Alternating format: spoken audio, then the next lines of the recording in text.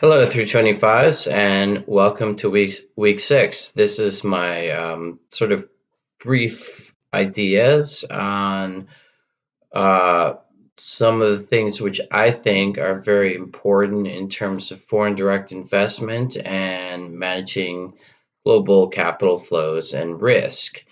So, this is a topic that I have spent a lot of my personal life and my professional life researching.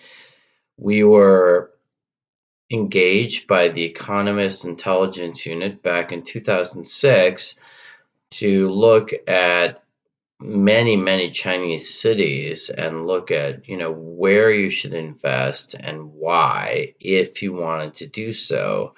And we had a sort of a bevy of questions, maybe 100 questions, and there were several hundred cities, so we had a small team.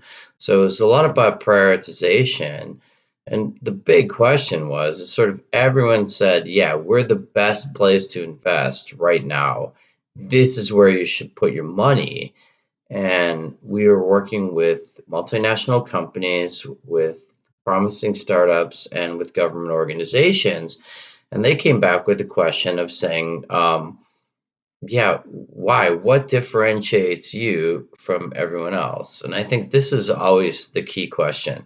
So we went through a lot of metrics and a lot of interviews and a lot of data to try to prioritize what we thought was the best. And for me, this was a really interesting exercise because that and my experience in graduate school at the University of Chicago sort of increased my interest in the idea of economic clusters, right, which we've talked a little bit about before, but sort of where a lot of industries and talent all conglomerate in the same place and create a lot of advantages across economies of scale and economies of scope um, in order to outperform sort of anywhere else. And I still think that even despite these ideas of sort of delineating industry and splitting supply chain and going back home, that the cluster idea is still very strong because it's not only based on labor costs, it has a lot to do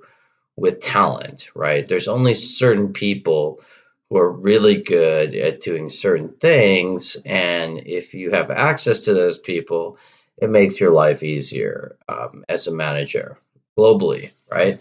Especially for these global industries.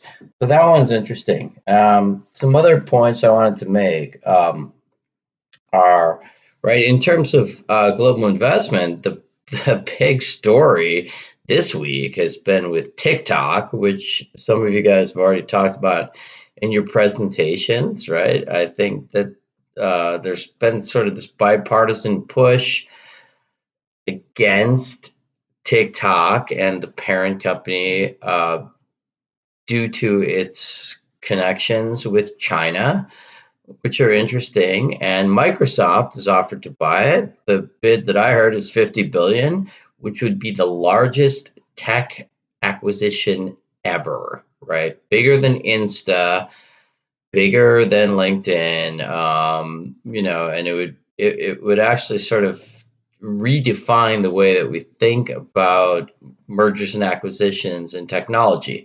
So that's something, right, that popped up the same week we're doing this. As I said, things will change, uh, sort of along with the class. And this is probably not something that any of us saw happening a few weeks ago. But it looks like Microsoft is probably going to go through with this. But even if not, I wrote an article about when a Chinese company looked to buy Micron a few years ago. Even if they don't succeed, it does create something which is very interesting, which is a market signal, because it forces markets to price the company, right? To put a price on it, because that's sort of the big question. It's like, how much does it cost, right? How much do I need to buy this? So the answer for TikTok was 50 billion. I'm not sure if that's correct, but my 11-year-old, who is a much bigger TikTok fan than me, said he thought that was a good deal. So, so we'll have to see about that. And then risk management. I think global risk management This is another topic which I've worked on a fair bit. Um, there's different ways of thinking about this, but obviously, COVID has sort of put what seemed like maybe unlikely events as becoming not just real, but sort of taking over everything. And there's a good book written by a European economist called Black Swans, right? I'm sure many of you have heard of this.